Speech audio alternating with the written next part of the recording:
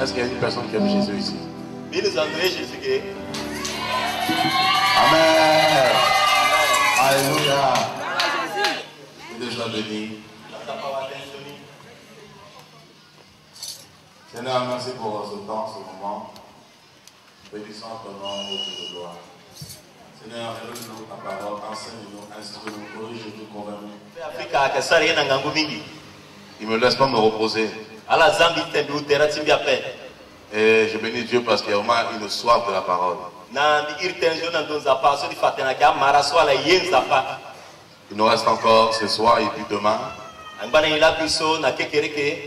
Le Seigneur permettra, une prochaine fois, on se reverra encore. Et je prie le Seigneur, la prochaine fois, ce sera le festival de la parole. Nous serons là du matin jusqu'au soir, le festival de la parole. Jusqu'à se fatiguer. Alléluia. On ne se fatigue jamais de la parole. Tu sais pourquoi on ne se fatigue jamais? La parole est tellement haute, est tellement profonde, est tellement grande, est tellement forte, est tellement puissante, est tellement insondable, impénétrable, que tu ne peux jamais te lasser. C'est pourquoi la Bible dit au ciel, dans Apocalypse 4 là-bas, même 5 aussi, on nous montre que les vieillards, ça c'est 5, et 4, on nous montre que les 4 êtres vivants ne se lassent jamais de dire ça. Parce que tous les jours, ils découvrent une facette de Dieu. C'est comme les 4 évangiles. L'évangile de Matthieu révèle le roi. Quand les anges regardent l'évangile de Matthieu, ils découvrent que Jésus est le roi des rois. Et il dit ça. Quand il prend l'évangile de Marc, il découvre que Jésus-Christ est le serviteur le roi. Parce que l'évangile de Marc, c'est l'évangile du serviteur le veau.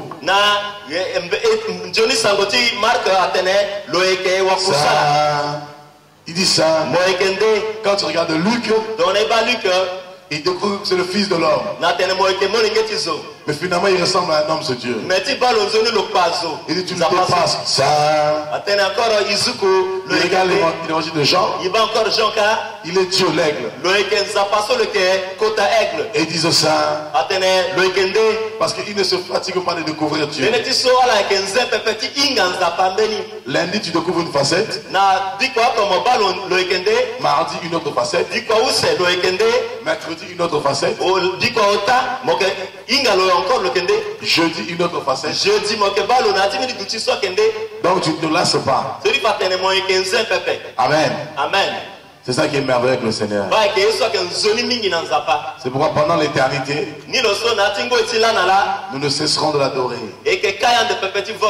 Comme les vieillards et les 4 êtres vivants, nous ne cesserons de dire ça. Amen. Parce que la Bible dans Romains 3, 23, tous ont péché et sont privés de la gloire de Dieu. Si tu suis cette logique, ça voudrait dire quoi? Lorsque Abraham a manifesté la foi, il était quand même privé de la gloire de Dieu. Lorsque Moïse a manifesté toute la puissance qu'il a manifestée, lorsque les prophètes ont prophétisé, ils étaient privés de la gloire de Dieu. Je vais encore te prouver cela, tout ce que j'ai enseigné. Regarde, dans Ésaïe 1, la Bible dit parole de l'Éternel de la bouche d'Ésaïe, fils d'Amos.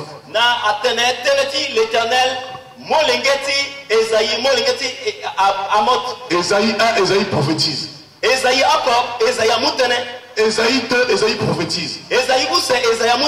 Ésaïe 1, Ésaïe prophétise contre les chefs de Juda. Ésaïe 2, il prophétise le millénium. Ésaïe 3, il prophétise. 4, 5, il prophétise. Et Ésaïe 6, il dit malheur à moi, car j'ai vu le sang d'Israël.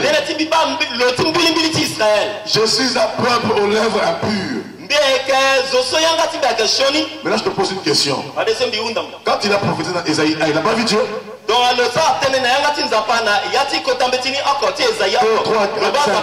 n'a pas vu Dieu. Qu'est-ce que je te dis par là? Ils ont eu une représentation de Dieu, mais ils n'ont pas connu le nom de Dieu.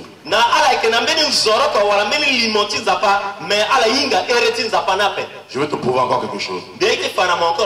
Allons dans Genèse.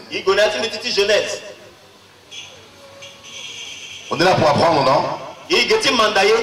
C'est pourquoi je prie Dieu la prochaine fois. On sera là du matin jusqu'au soir. On va pas se fatiguer. Toutes les questions, il n'y a pas de problème. Genèse 32. Regardez quelque chose. Mon frère, c'est bon? Tu peux poser la question. On suit. Genèse 32. Et moi, je souligne que j'aime ma Bible parce que si tu peux souligner la Bible, il faut tout souligner carrément.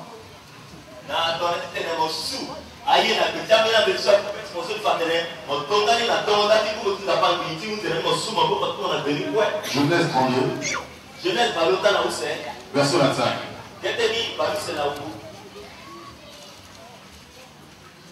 Voyant qu'il ne le maîtrisait pas, cet homme le frappa à l'emboîture de la hanche. Et l'emboîture de la hanche de Jacob se détruisit. Et Jacob répondit, je ne te laisserai point aller que tu me bénis. Il lui dit, quel est ton nom? Et il répondit, Jacob. Verset 28. Il dit encore, ton nom ne sera plus Jacob, mais tu seras appelé Israël. J'ai fait une pause. Ici, ce n'était pas un ange normal. Un ange ne peut pas changer d'identité d'un homme. Il n'y a que Dieu qui change l'identité d'un homme. Ici, l'ange de l'Éternel qui s'est révélé à Jacob. Quand tu as lutté avec Dieu et avec les hommes et tu as été vainqueur. Regarde le verset 29. Jacob l'interrogea en disant, fais-moi, je te prie, connaître ton nom. Il me répond ce nom. Tu vas dans Juge 6. Dieu appelle Gédéon. Gédéon voit l'ange de l'Éternel. Il va lui poser la question. Quel est ton nom? Et il n'a jamais donné son nom. Il dit, pourquoi tu demandes mon nom? Parce que le nom de Dieu, ce n'était pas pour eux, c'était pour nous. Pourquoi? Parce que toute la nation israélite, et Dieu s'est environné de mystères. C'est ce que Ésaïe 45 verset 15 dit. Tu es l'Éternel, tu te caches. Or ce mystère que Dieu s'est environné, c'était Jésus-Christ. Parce que dans le jardin, ceux qui faisaient vivre l'homme dans le jardin, c'était l'arbre de vie. Donc ça veut dire quoi? La Bible nous dit, écoute frère ce que je dis, quand la voix de Dieu parcourait le Père, l'homme ne pouvait que discerner la voix de Dieu par l'arbre de vie qui était au milieu du jardin, Jésus-Christ.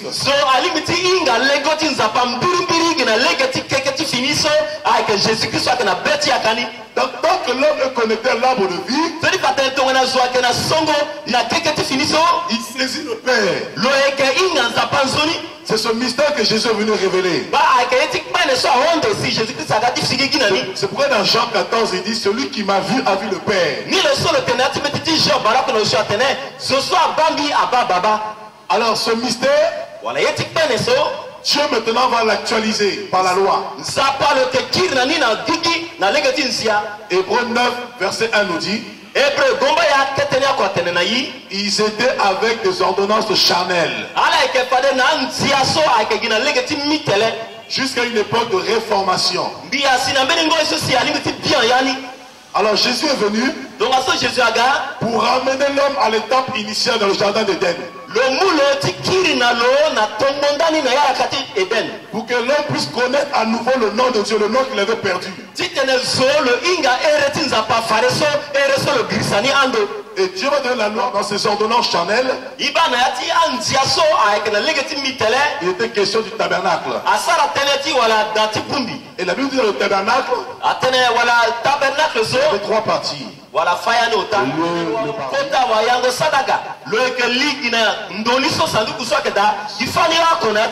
Selon Lévitique 16. Mais malgré cela, il ne voyait pas Dieu. C'était une image. C'est pourquoi Colossiens nous dit toutes ces choses, c'était l'ombre de choses à venir. Regarde. Tu vois là. Regarde par terre. Regarde là. Ça c'est la loi. Ça c'est Moïse. Ça c'est le voile. Est-ce que là tu me vois clairement? Mais c'est la représentation de ma personne. Mais ce n'est pas moi. Donc au temps de Moïse, il voyait ça. Est-ce que tu comprends? Mais en notre temps, nous on ne voit pas ça. Tu me vois directement. Si dans notre temps, tu vois Dieu directement. C'est ça le mystère. C'est pourquoi dans Exode 33, 18, Moïse dit, fais-moi voir ta gloire. Et ce qui est bizarre, Dieu n'a pas dit je ne vais pas te montrer ma gloire. Dieu répond en disant il n'y a personne qui puisse voir ma face et vivre. Mais Moïse n'a pas dit fais-moi voir ta face. Il dit fais-moi voir ta gloire. Parce que Moïse avait compris que la gloire de Dieu c'était la face de Dieu. Malgré les miracles qu'il avait opérés, il a séparé la mer en deux. Il transforme l'eau en sang. Il jette le bateau, il se transforme en serpent. Malgré tous ces miracles, il dit encore fais-moi voir ta gloire. Moïse ne voulait pas simplement s'arrêter au miracle. Parce que tu peux faire des miracles sans voir Dieu comme Esaïe. Tu peux faire des miracles sans connaître Dieu. Pourquoi Matthieu 7,24 nous dit plusieurs diront Seigneur, Seigneur, n'avons-nous pas chassé le démon en ton nom? N'avons-nous pas séparé la mer en deux? N'avons-nous pas guéri les malades? Il leur dira retirez-vous de moi, vous qui commettez l'iniquité, car je ne vous ai jamais connu. Donc ça veut dire quoi? Pas seulement de faire des miracles. Le plus important, c'est porter la gloire de Dieu en soi. Porter la gloire de Dieu en soi, c'est porter Dieu en soi. Est-ce que tu comprends? C'est ça en fait. Ça veut dire le rocher porte Moïse. C'est pourquoi Jésus a dit nul ne peut vous ravir d'entre mes mains, le rocher. Quand le rocher te tient, personne ne peut te ravir. Voyez un petit peu. Pour que Moïse voie Dieu, il fallait que Dieu le mette sur le rocher. Le rocher c'est Jésus-Christ. Parce que Dieu le Père ne fait rien sans le Fils. Parce que le Fils est là pour nous justifier, pour nous rapprocher du Père.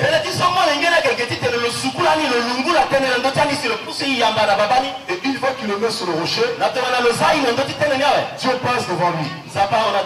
Mais ce qui est bizarre, quand Dieu passait, Dieu n'a pas montré la face. Il passe devant Moïse. Moïse regarde le dos.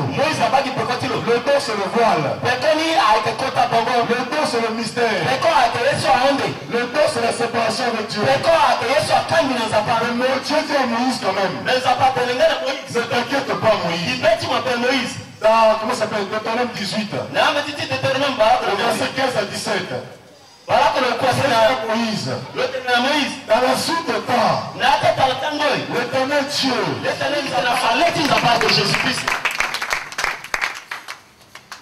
c'est pourquoi Jésus a dit, celui qui m'a vu a vu le Père.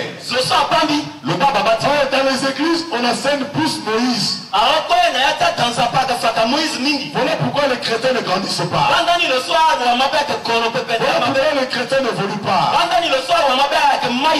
La Bible dans 2 Corinthiens, chapitre 3, à chaque fois qu'on enseigne Moïse, à chaque fois qu'on lit Moïse, c'est comme si on vous remet un voile sur vos yeux.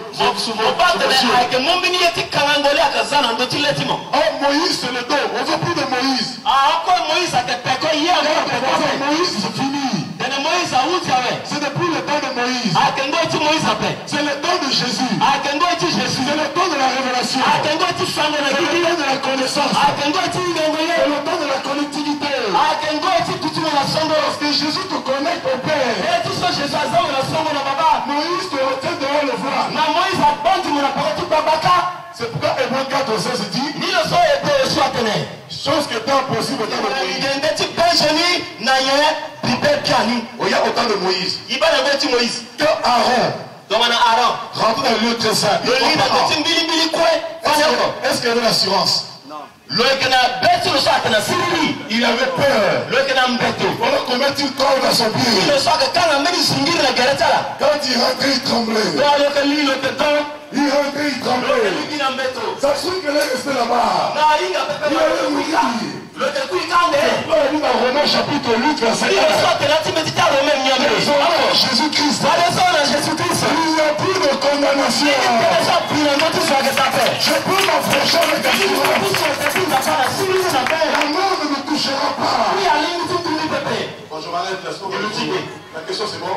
Jésus a dit dans le livre de Marc, le jour viendra, il y aura les vrais prophètes et les faux prophètes. Tout à fait. Ils aimeront comprendre qui est le vrai prophète ou qui est le faux prophète. Ce sont de l'eau. Et il a dit, prenons Matthieu 24.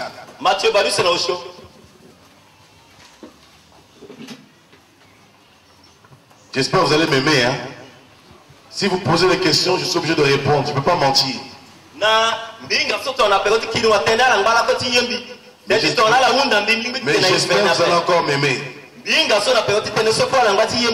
Et même si vous ne m'aimez pas, c'est pas grave. Il y en a un qui m'a aimé avant vous. Et si vous me l'appelez aussi, c'est pas grave. Je suis condamné à mort. Et si vous me tuez, c'est pas grave. Vous me payez un voyage sans billet gratuit en plus. Pas besoin de vous faire. Matthieu 24. Verset 4. Jésus leur répondit. Prenez garde que personne ne vous séduise. Car plusieurs viendront sous mon nom, disant c'est moi qui suis le Christ. Et ils séduiront beaucoup de gens. Ici le verbe séduire. Jésus dit prenez garde que personne ne vous séduise. Ici le mot séduire en grec c'est planéo. Ça veut dire quoi? Ça veut dire sortir du chemin, sortir de la vérité. Alors qu'est-ce que Jésus dit ici? Il se lèvera plusieurs faux Christ. Alors il faut comprendre qui est Christ. Christ en grec veut dire Christos. Littéralement celui qui sauve. Celui qui porte l'onction. Alors Jésus dit, il va sauver beaucoup de faux prophètes. Il dit, vous les reconnaîtrez à leurs fruits. Comment reconnaître un faux prophète? Un vrai prophète, c'est le fruit. Ça veut dire quoi? La personne, ce qu'elle dit, est-ce qu'elle vit elle-même la parole de Dieu? Tout à l'heure je vous ai dit, le miracle ça ne sauve pas, comprenez bien. Même moi qui prie pour vous, ne soyez pas impressionnés. Ne soyez pas impressionnés parce qu'un mort revient à la vie, ne soyez pas impressionnés. Le miracle c'est pour nous, c'est normal, c'est naturel. C'est comme un poisson dans l'eau. Il ne s'étonne pas quand il est dans l'eau. C'est son milieu. Mais c'est quand tu sors de l'eau qu'il s'étonne. Alors maintenant qu'est-ce qui se passe? On reconnaît un vrai prophète par rapport aux fruits qu'il manifeste. Un vrai prophète ne parle pas de son ministère. Quand un pasteur passe son temps à parler de son ministère, ça devient dangereux.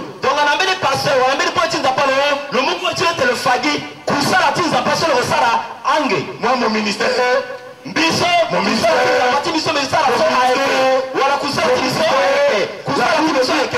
tout que tu n'as reçu, pourquoi te glorifies-tu?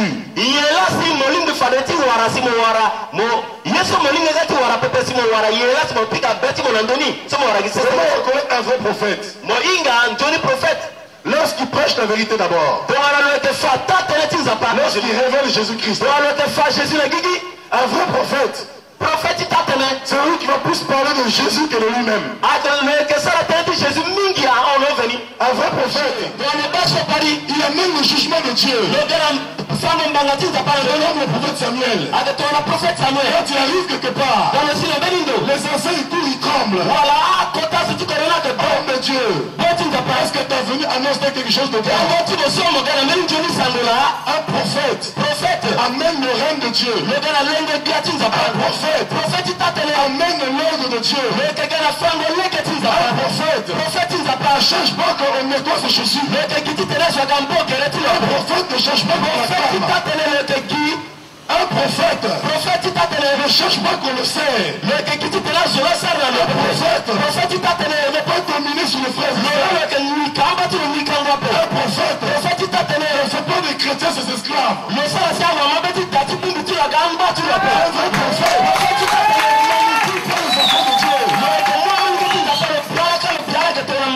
Un vrai prophète, il proclame la sanctification, la sainteté de Dieu. Est-ce que vous me suivez? C'est vrai, Jésus a dit. Même si on vous dit le Christ est là-bas, si on porte pas le fruit, n'allez pas. Écoutez frère, le monde même condamne l'immoralité. À combien plus forte raison l'église? Un prophète qui vous dit faire des miracles. Mais quand vous regardez sa vie, adultère, champion numéro 1 d'adultère, impudique,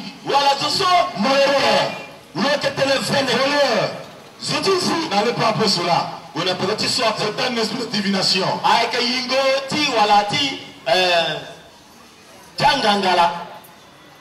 Est-ce que tu me suis, ma soeur?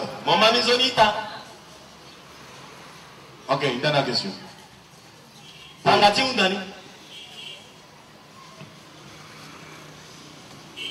sais que vous allez me détester, mais c'est pas grave, je vous aime.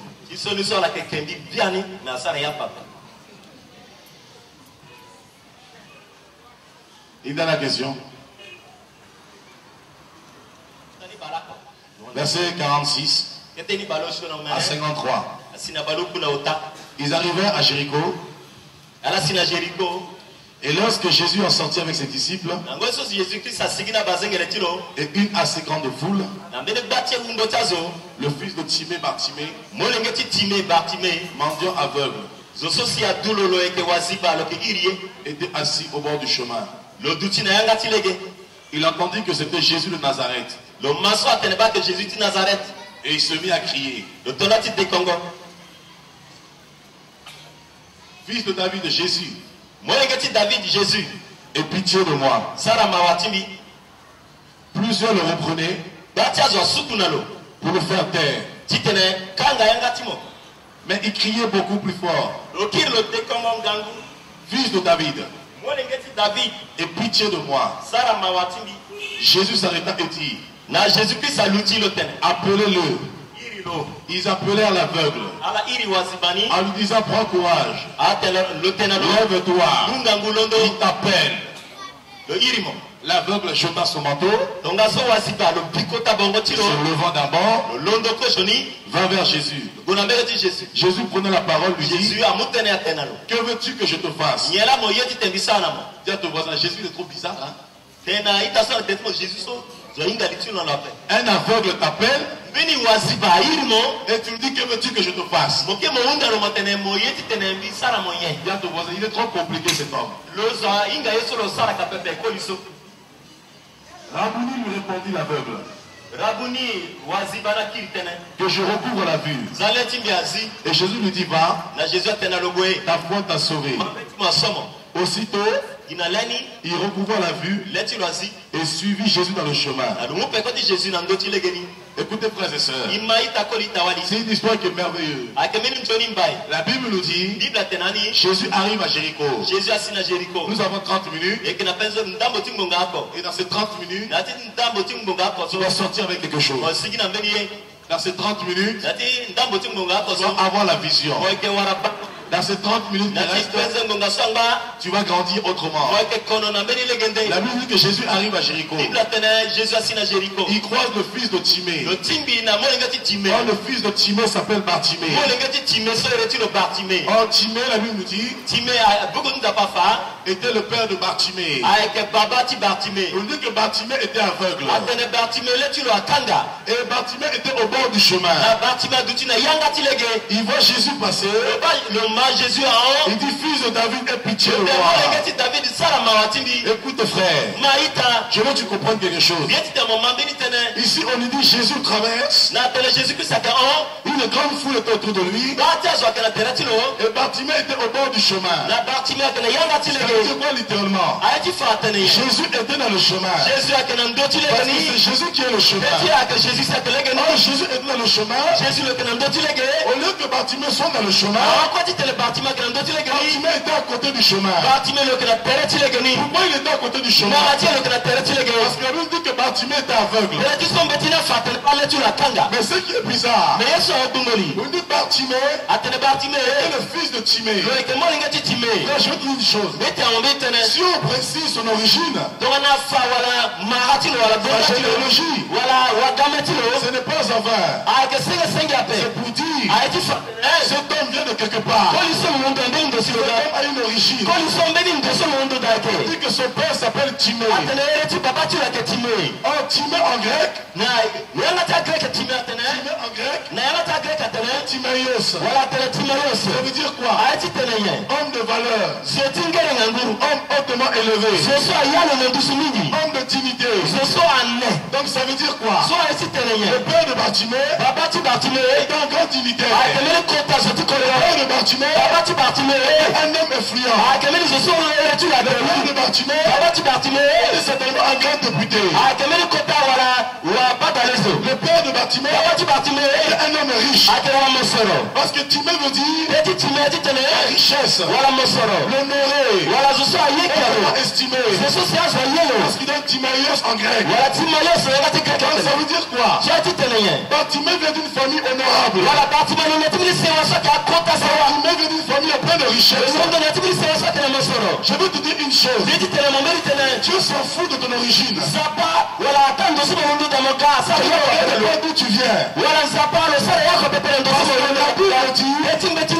Bartimée est fils de Timée. Fils de son Mais il était malheureux. Il était aveugle. La position de son père ne pouvait pas le satisfaire. La situation sociale de son père ne pouvait pas l'enrichir. Parce qu'il manquait quelque chose. Frère, je veux te dire une chose. Ton père peut être président. Ton père peut avoir beaucoup d'argent. Ton père peut avoir un grand poste. Je veux te dire une chose. Si Jésus n'est pas dans ton cœur, cela ne sert à rien. Bartimée s'attachait à la richesse de son père.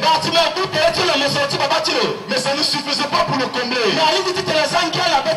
Parce que Bartimée avait perdu quelque chose. Il avait perdu la vue. La Bible dit,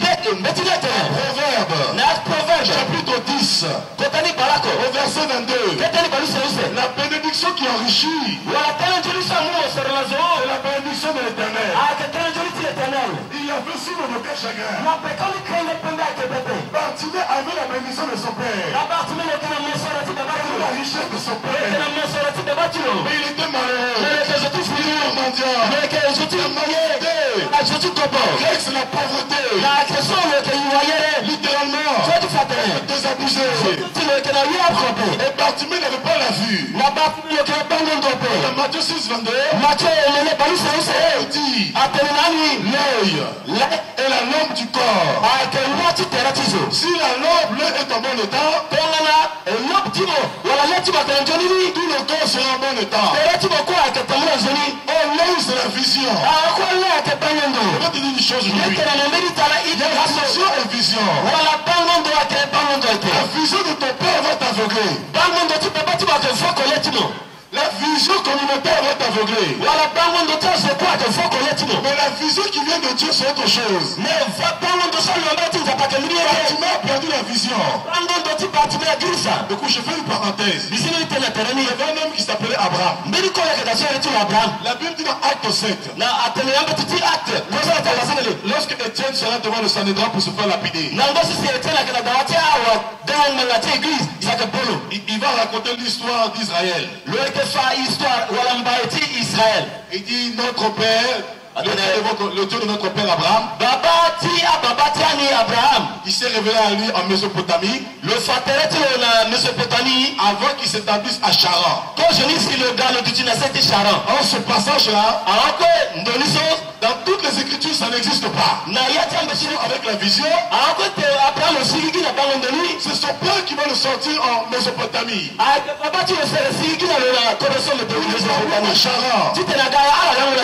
Mais le problème c'est quoi? La vision que le père avait n'est pas la vision que Dieu avait pour Abraham. Quand Térak l'amène à Charan, il dit Abraham va prendre beaucoup de temps. Abraham va tourner en rond. Et je ferme la parenthèse. Pourquoi je te dis ça? Pour te faire comprendre. Tu as peut-être hérité de choses de ton père. Tu as hérité une vision de ton père. Tu as hérité une vision par rapport à ta famille. Tu as reçu une éducation par rapport à ta famille. Tu as reçu une instruction par rapport à ta communauté. Mais je veux que tu comprennes. La meilleure bénédiction, c'est la bénédiction qui vient de l'Éternel. Lorsque Dieu te bénit, ça change ta vision. Lorsque Dieu te bénit, transforme ta vie. Lorsque Dieu te bénit, change tes pensées. Parce que ce que tu reçois de tes parents, c'est de la vanité. Et la Bible dit dans Romains chapitre 8, la création entière a été livrée à la vanité. Donc l'argent que tu peux hériter de ton père, à cause de la division de la famille. La maison que tu vas hériter de ton père, diviser la famille. C'est pourquoi la bénédiction qui enrichit, la bénédiction qui vient de Dieu. Il dit ici, Bartimée était aveugle. Malgré la position de son père, cet homme n'avait plus de vision. Pas la vision. Perdu la vision. Oh, la Bible dit, la vision est comme une lampe. Le roi David dira, les révélations de tes paroles éclairent. Ta parole est une lampe à une lumière sur mes sentiers. Je veux te dire une chose. Je sais pas ce que tu as reçu de ton père. Tu ne peux symboliser aussi ton père spirituel dans la foi. Mais un père qui n'a pas la vision de Dieu. Il t'a parlé de Dieu. Il n'a pas la vision de Dieu. Il n'avait pas la vision. Il est resté dans l'aveuglement. Et le temps est venu où Dieu veut te sortir de l'aveuglement. Le temps est venu où Dieu veut te sortir de ténèbres. Pour accéder à la lumière. Parce que la vision c'est la lampe. Quand la lampe est éteinte, on est les ténèbres. Littéralement, lorsque Bartimée est aveugle, frère, je vous dis une chose. Ta vie peut sembler être dans les ténèbres. Parce que tu as perdu la vision. Parce que tu ne vois pas clair. Parce que tu as perdu le chemin. Et quand tu es dans les ténèbres, tu es toujours au bord. Le bord, c'est le problème. C'est le souci. Écoute ton frère. Lorsqu'il fait nuit ici, tout le monde t'attend.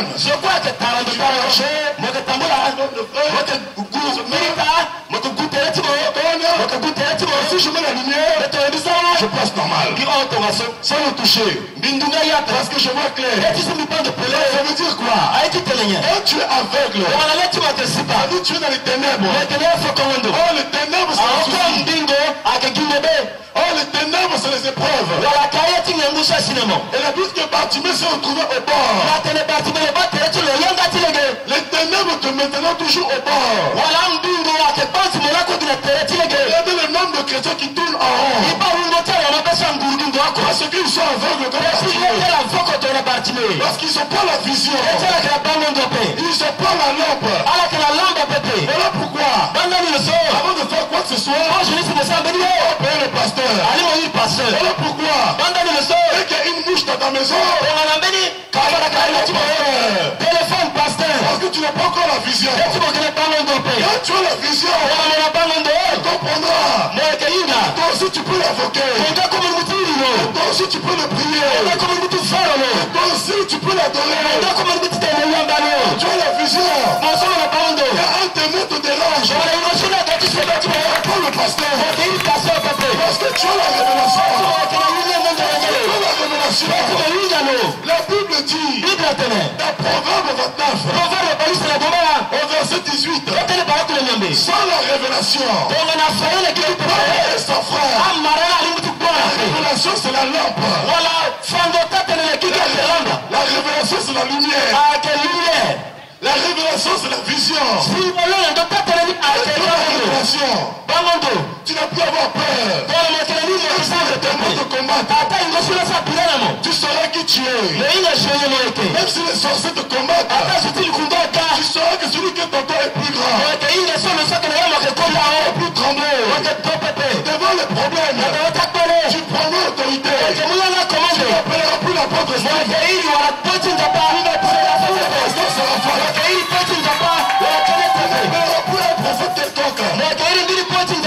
Quand tu as la révélation, tu comprends que tu es fils de Dieu. C'est seulement le fils qui hérite de la maison. En tant que fils, tu as hérité l'autorité de Dieu.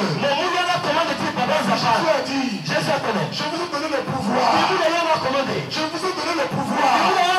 Je vous ai donné le pouvoir de marcher sur le scorpion, de marcher sur toute la puissance de l'ennemi. Ça veut dire quoi? Quand tu as la vision, quand le scorpion vient, tu pourras lui dire, écoute scorpion, j'ai reçu l'autorité. J'ai reçu l'autorité. Je suis fils de de Dieu. Je ne suis pas esclave. Je ne suis pas étranger. Je suis de la famille de Dieu. Avant moi, tu ne peux pas. Parce que j'ai reçu un nom. Le nom que j'ai reçu, il est au-dessus. Tout le nom que j'ai reçu, il est au-dessus. Du nom scorpion. Au-dessus. Du nom serpent. Quand tu comprends cela, tu as l'assurance. Tu es en paix. Tu te réveilles en paix. Rien ne pourra te nuire. Si le problème te mine sur toi, c'est parce que tu es encore aveugle. Quand tu es aveugle, tu es sans frein. Regardez les chrétiens. La dernière fois je disais, vous avez des chrétiens, il fait la cuisine, il pose les assiettes sur le meuble, et à 2 h du matin, il suffit que l'assiette n'était pas bien posée ou le couvercle était mal posé. Quand le couvercle tombe par terre, la première chose qu'ils font, au lieu de se lever pour aller regarder, pourtant à l'église, ils sont là. Regardez les chrétiens. Quand ils sont à l'église pour chasser les démons, ils deviennent des ninjas. Ils deviennent des karatékaman. On chasse les démons. Je marche tout Satan. Au nom de Jésus. Coupe la silence. Jésus. Non, je casse tout. Sauf que là maintenant, il n'y a plus le pasteur Simplice. Il n'y a plus les anciens. À 2 h du matin, le couvercle tombe. Alors que la journée, il casse tout. Il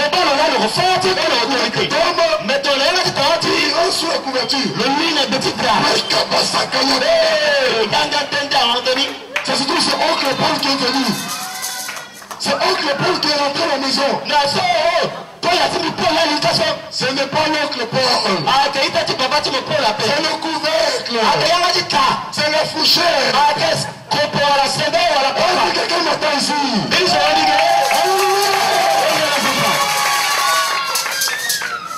Alléluia. Ce n'est pas l'oncle Paul. C'est le couvercle. Voyez frère, c'est parce que tu n'as pas encore la révélation. C'est comme ça il intercède vite. Seigneur, fais vite. Qu'il fasse chaud. J'appelle le pasteur Steve. Pasteur, il y a quelque chose qui est tombé dans la cuisine. On va regarder. Alléluia. Voilà les chrétiens frères. Parce que tu as perdu la vision. Quand tu as la vision, tu comprends qui tu es. Et Bâtiment avait compris. Il lui manquait quelque chose. Son père était honoré. Son père avait tout. Il n'avait pas la vision. Le problème, la vision ne vient pas d'un homme. La vision vient de Dieu. Alors Bâtiment dit, fils de David, aie pitié de moi. La Bible dit, les gens vont le bloquer. Ils vont l'empêcher de venir. Mais il va user de violence. Il va se faire violence. Parce que Bâtiment connaissait son problème. Il connaissait son souci. Il savait que personne ne pouvait répondre à son problème. Il prie à Jésus. Et la Bible nous dit, Jésus va s'arrêter. Je veux dire une chose. Quelles que soient les ténèbres qui règnent dans ta vie, quel que soit l'aveuglement, ça se trouve hier tu étais encore aveugle. Tu n'avais pas la vision. Je vais te dire aujourd'hui, tu vas retrouver la vue. Tu vas retrouver la vision. Tu vas voir clair. Tu vas découvrir ton identité. Tu vas savoir qui tu es. Tu vas comprendre que tu es fils de Dieu. Tu vas comprendre que tu n'es pas n'importe qui. Tu vas comprendre que Dieu est ton père. Alors Bâtiment vient. Jésus dit, que veux-tu que je fasse? Je veux dire une chose. Jésus sait toujours de quoi tu as besoin. Mais Jésus veut que tu puisses prendre part à son œuvre. Parce que la foi, elle n'est pas passive. La La foi, elle est active. La foi doit être en action. Vous avez les chrétiens qui sont là. Mais frère, tu ne travailles pas. Je prie Dieu que Dieu fasse. Tu n'es pas marabout. Tu n'es pas marabout. Si tu pries Dieu, pendant le travail, il faut les postuler. Dans Matthieu 7:7, vous recevrez.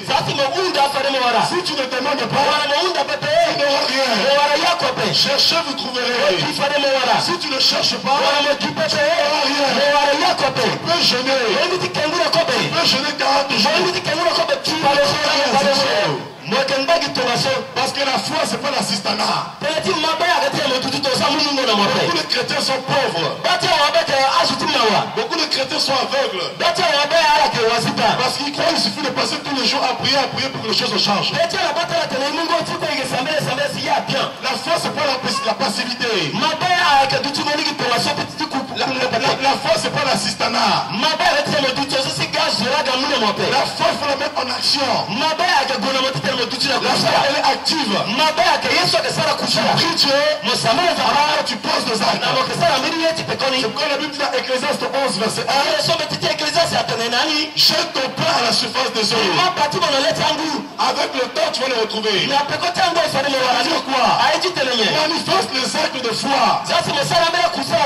Pendant que tu vas chercher, même si la première porte est fermée, même si la deuxième est fermée, même si la troisième est fermée, même si la quatrième est fermée, la cinquième finira par s'ouvrir. Parce que Dieu aura vu ton action. Dieu aura vu ta foi. Dieu aura vu ta détermination. C'est ça la foi. Arrêtez de l'aveuglement, frère. Arrêtez de croire que la RSA va changer seulement par la prière. C'est à vous de vous lever.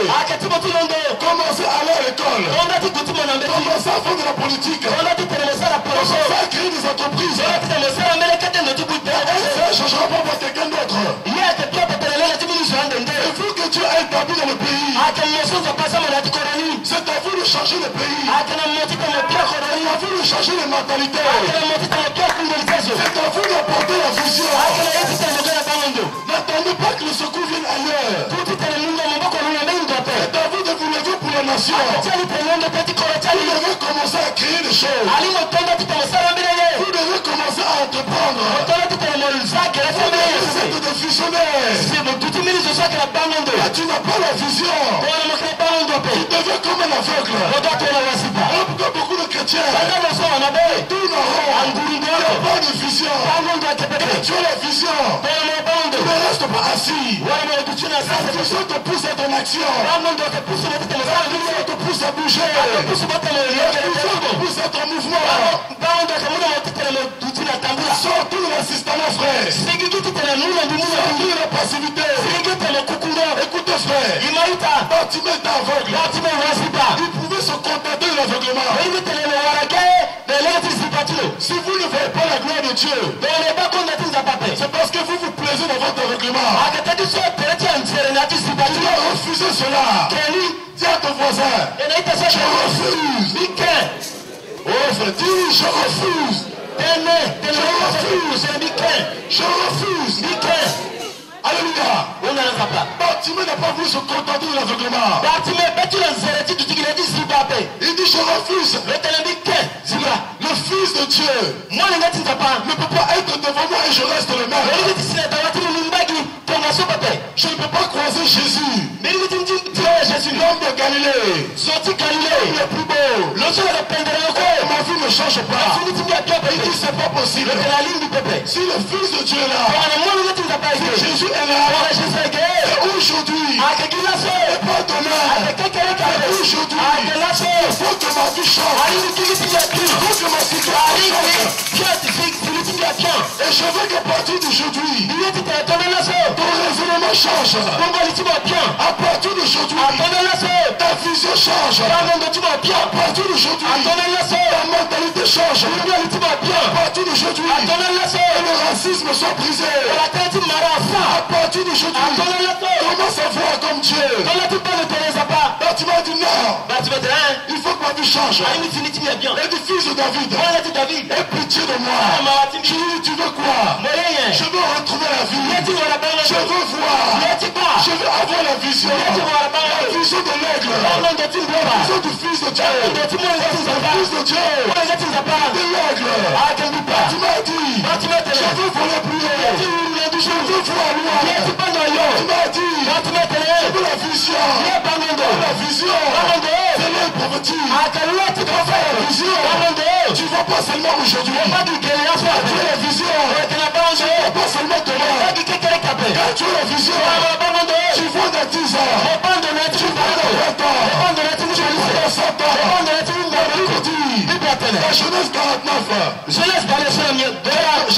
Jacob, en tant que prophète, il a vu la vision. Il a dit à ses enfants, approchez-vous de moi, mes enfants. Je vais vous raconter ce qui va se passer à la suite des temps. Quand tu as la vision, il faut la suite des temps. Quand tu as la vision, il n'y a pas de génération venue. Quand tu as la vision, tu ne vas pas te limiter au présent. Quand tu as la vision, tu regardes le siècle à venir. Frère, vous qui avez le quête de la frère, vous devez avoir la vision. Vous devez préparer la relève. C'est le moment d'abandonner la nation. Si vous ne le faites pas pour vous, vous ne comprenez pas. Alors faites-le pour vos enfants. Ne regardez pas seulement à vous-même. Regardez à vos enfants. Regardez à vos petits-enfants. Regardez des visionnaires. Alléluia. Jésus lui dit, ta foi t'a sauvé. Qu'est-ce qui va se passer? Le problème de Bartimée, c'était qu'il voit, il voit. Et le problème de Bartimée était au bord. Il ne voulait plus être au bord. La Bible nous dit, il va poser un acte. On est où? Verset 49. Jésus s'arrêta et dit, appelez-le. Ils appelèrent l'aveugle en lui disant, prends ton courage, lève-toi. Il t'appelle. Verset 50. La Bible dit, l'aveugle jetant son manteau. Ça veut dire quoi? Le manteau, c'est l'identité. Le manteau, c'est la vie passée. Le manteau, c'est l'héritage que tu as reçu de tes parents. Tes parents, toute ta vie, ils t'ont enseigné le racisme.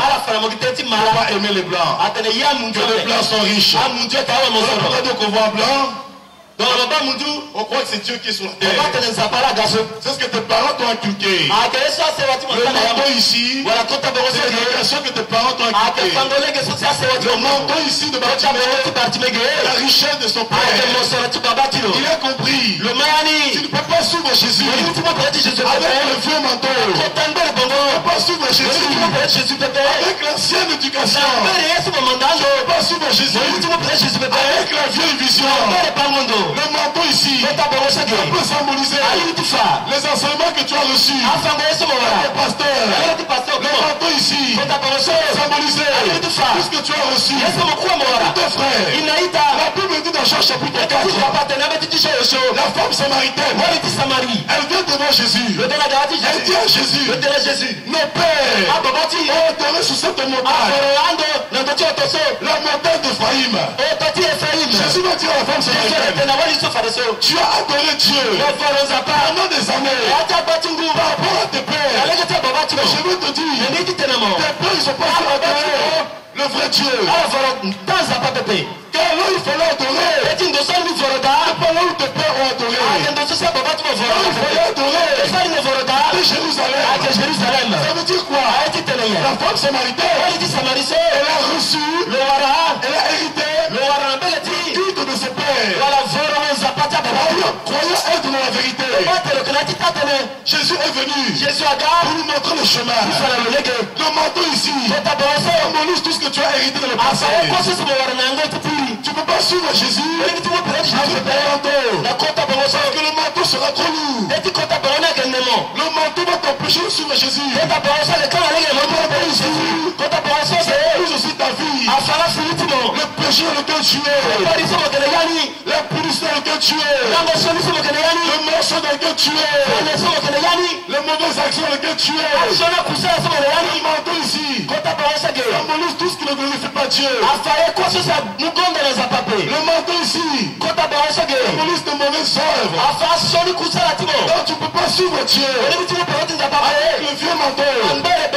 Que la Bible dit, lorsque nous sommes en Jésus, on devient une nouvelle créature.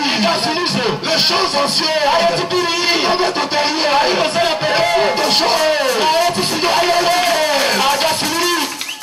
Tu vas comprendre. Il faut laisser les choses anciennes pour que les choses nouvelles viennent. Si tu t'accroches aux vieux enseignements, tu t'accroches aux choses d'avant, ne pourras pas recevoir les nouvelles choses. C'est pourquoi dans Matthieu 9, 17, on ne met pas, on n'assemble pas un drap neuf avec un drap. Répète du vin nouveau. On ne mélange pas avec le vieux vin. Sinon les outres vont se rompre. Oh, les outres c'est toi. Les outres c'est moi. Le vieux vin c'est Moïse. Les nouveaux vins c'est Jésus. Donc tu ne peux pas mélanger Moïse et Jésus. Tu peux mélanger la vie d'avant et la vie d'après. Tu ne pourras pas avancer. Là c'est un mystère qu'il faut que j'arrête. Je veux que tu comprennes cela. Sinon tu ne pourras pas aller loin. Le vieux manteau va te retourner. Lorsque Barthélemy va jeter le manteau, la Bible dit, Jésus n'a pas posé les mains. Jésus n'a pas posé ses mains sur les. Jésus n'a pas prié. Jésus a vu. Tu m'as compris. Tu ne peux pas le suivre. Le péché. Je vais te dire une chose. Lorsque tu commences à craindre Dieu, tu n'as pas besoin qu'un pasteur prie pour toi. Tu n'as pas besoin qu'un apôtre prie pour toi. Tu n'as pas besoin qu'un prophète prie pour toi. Dieu n'honore pas le pécheur. Mais si quelqu'un l'honore, il fait sa volonté, quand tu as la sanctification, tu exauces automatiquement. Lorsque le pasteur prie, c'est juste un plus. Lorsque tu crains Dieu, la porte se débloque devant toi. C'est pourquoi Jésus a dit à Bartimée, ta foi t'a sauvé. Ça veut dire tu as compris. Tu ne peux pas venir vers Dieu avec ton vieux manteau, avec tes vieilles habitudes, avec ton péché. Ça va t'empêcher de voir Dieu. Jette ce manteau. Jésus dit, ta foi t'a sauvé. Et la Bible dit, à l'instant même, Bartimée va retrouver la vue. Et c'est pas fini. La Bible dit, Bartimée, il n'était plus au bord du chemin. Il est rentré dans le chemin. Bartimée commence à marcher.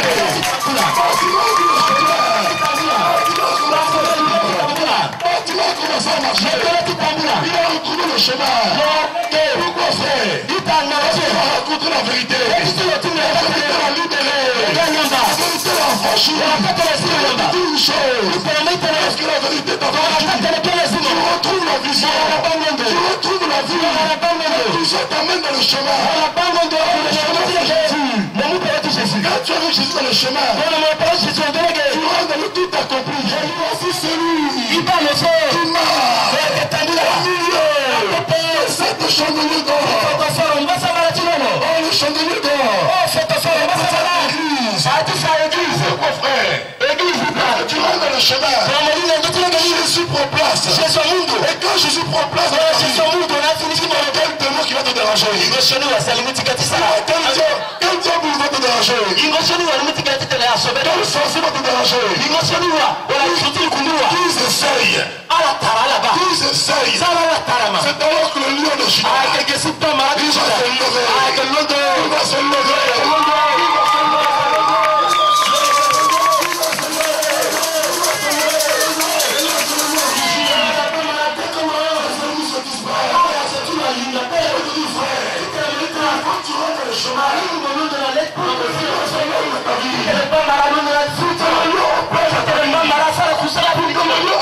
quelqu'un m'entend ce soir? Est-ce que quelqu'un m'entend ce soir?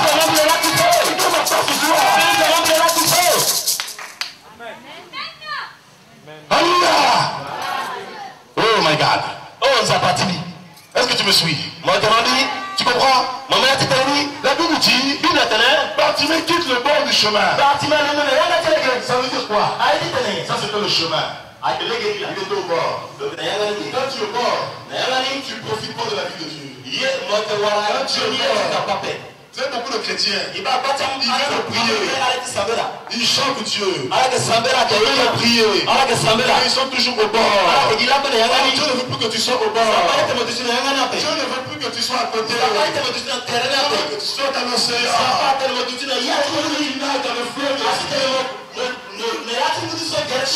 que tu finis sa vie. Dieu veut que tu profites de sa grâce.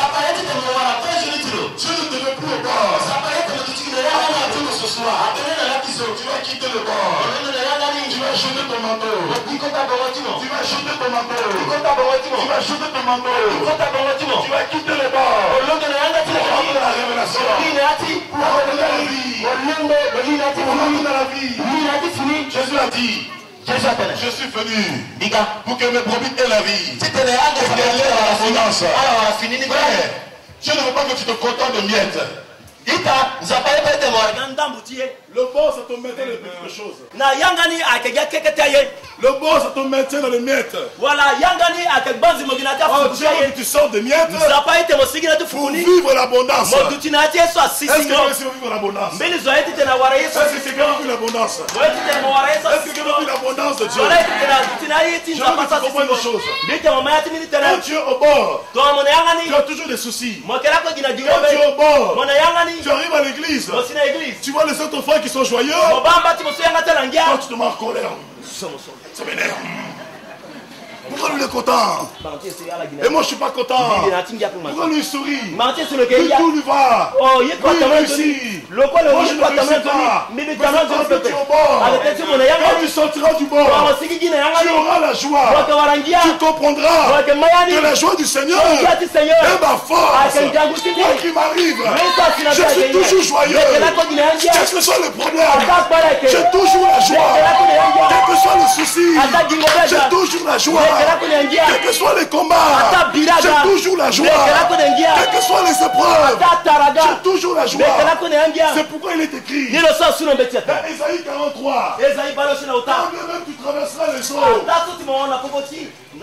les eaux ne te submergeront point. Quand même tu traverseras le feu, le feu ne te consumera point. Pourquoi? Parce que Dieu est avec toi. Et quand tu comprends que Dieu est avec toi, tu n'auras plus crainte. Tu auras du crainte. C'est pourquoi Jésus a dit, ne craignez point celui qui peut tuer le corps, mais craignez plutôt celui qui peut pouvoir sur l'âme. Donc quand tu es avec Jésus, tu marches avec assurance. Tu marches avec fierté. Tu marches avec fierté. C'est pas de l'orgueil. L'orgueil c'est autre chose. La fierté c'est autre chose. Parce que mon Dieu est mon Dieu. Je marche avec fierté. Je suis fier de mon papa. Le roi David a dit dans Somme 139, je te loue. De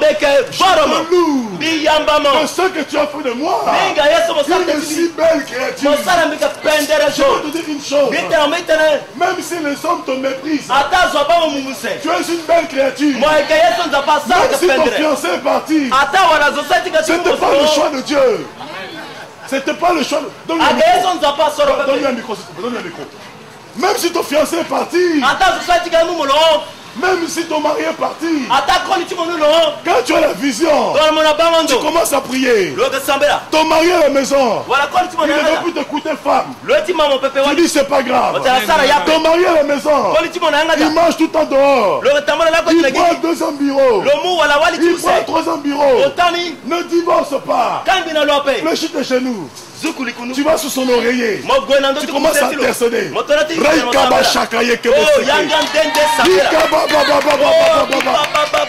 Quand tu vas dormir, il va me voir toute la nuit. Quand tu fais à manger, quand il arrive, tu fais à manger. Pendant que tu fais à manger, tu fais une huile bien onctionnée.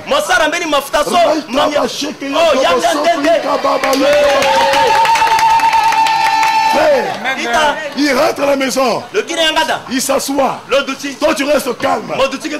Alors avant de venir, il a mangé chez Fanta. Quand il rentre à la maison, lui-même il prend la sauce.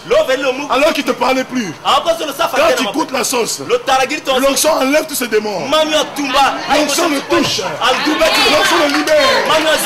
Lui-même il commence. Ah ma chérie, qu'est-ce que tu prépares bien? Oh ma chérie, c'est toi que j'aime. Oh ma chérie, vraiment c'est toi que j'aime. Oh ma chérie. Moi je vous dis une chose. Nous les chrétiens nous cherchons la facilité. Voilà pourquoi nous ne voyons pas la gloire de Dieu. Si tu persévères dans la parole, tu verras la gloire de Dieu. Ne cherche pas la facilité. Le divorce est trop facile. Demande à la prière. Commence à jeûner. Commence à prier. Prie sur le lit d'or. Prie sur l'oreiller. Prie sur la nourriture. Attention mon ami. Quand tu vas vouloir passer à Fanta, au moment où il veut dire Fanta, c'est Coca qui sort. Coca. C'est trop tard.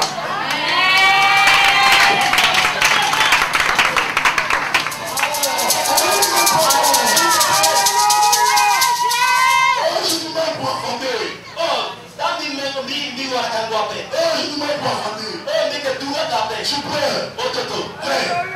Si tu veux pas le péché, commence à jeûner. Si l'enfant n'est pas là, touche ton ventre. Michael,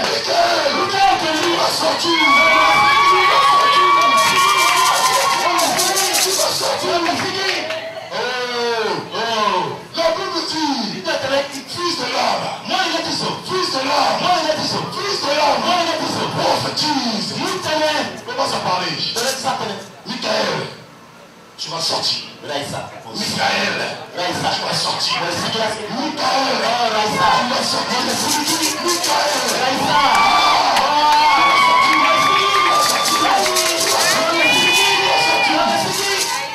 et quand tu vois ta persévérance,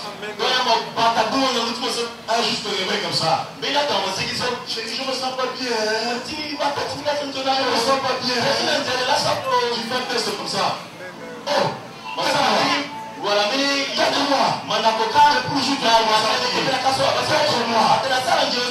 cinquième mois.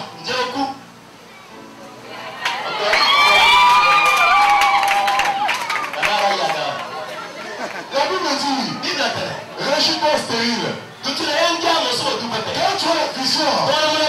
ne peux pas.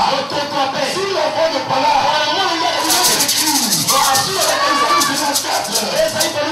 régis-toi stérile. Arrête de pleurer devant le problème. Proclame la parole de Dieu. Tu parles à ton ventre. Et tu te réjouis. Alors que tu verras, un miracle va s'opérer. Et tu ne comprends pas. Qu'est-ce qui se passe? C'est parce que Dieu a envie d'avoir. C'est pourquoi tu vas sauver. La Bible dit, nous ne marchons pas par la haine. Nous marchons par la foi. Dieu permet ces choses dans ta vie. Pour terminer une dimension de la foi. Pour que tu ne sois plus un bébé. Que tu sois un homme de foi. Je veux que tu comprennes cela, frère. Est-ce que quelqu'un m'entend ce soir? Alléluia. Toi qui n'enfantes pas, je vais te dire aujourd'hui, tu vas enfanter. C'est une parole prophétique que j'ai libérée. Touche ton ventre. Je te dis à partir d'aujourd'hui. À partir d'aujourd'hui, tu vas enfanter. Il y a un homme qui est venu me voir. Il me dit, apôtre, ça fait des années que je suis impuissant. Avec ma femme, il n'y a plus rien. Je regardais, j'étais avec un ami pasteur. Je le regardais, j'avais compassion. Et tu veux quoi, toi? Oh, je veux des enfants. Il me dit un petit problème. C'est ta femme. Il dit, non, mais je n'enfante pas. Il dit que je suis impuissant. Ça, c'est rien. Proclame le contraire. On prie comme ça. Les démons se manifestent. Il tombe au sol.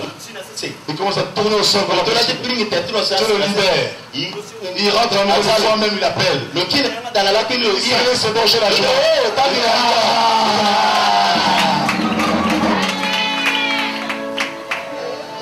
Je vais te dire une chose ce soir. Je vais te dire une chose ce soir.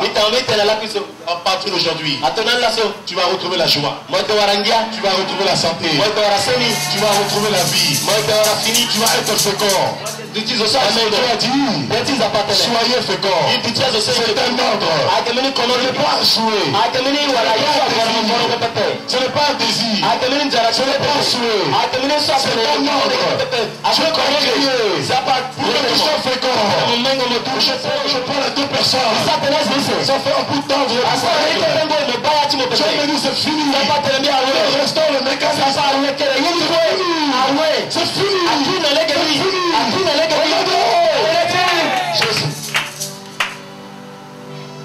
Oh Jesus. Oh Jésus. My God. Dieu te veut dans le chemin. Dieu ne te veut plus au bord. Dieu ne veut pas que tu te contentes de miettes. Jésus s'est sacrifié entièrement pour toi, pas à moitié. Jésus, le cahier quoi? Il veut que tu vives pleinement sa vie. Il veut que tu vives complètement sa vie. Il veut que tu vives sa vie en abondance. À partir de ce soir, je libère ton ministère. À partir de ce soir, je libère ta vie. Père, Baba, je proclame cela. Père, Baba, je proclame cela. Que le stérile, enfant de maintenant, au nom de Jésus, au nom de Jésus, au nom de Jésus, au nom de Jésus, à partir de ce soir, je libère ton ministère. À partir de ce soir, ta tristesse se transforme en joie. Des larmes de pleurs, des larmes de pleurs. L'âme de tristesse transforme en l'âme de joie. À partir de ce soir, la malédiction qui pesait sur toi est brisée. Je change ta malédiction. Je prophétise cela. Je libère cela. Je proclame cela. Tu vas connaître le bonheur. La grâce et le bonheur. Voilà. T'accompagneront. La grâce et le bonheur. T'accompagneront. Tu vivras de longs jours. Ta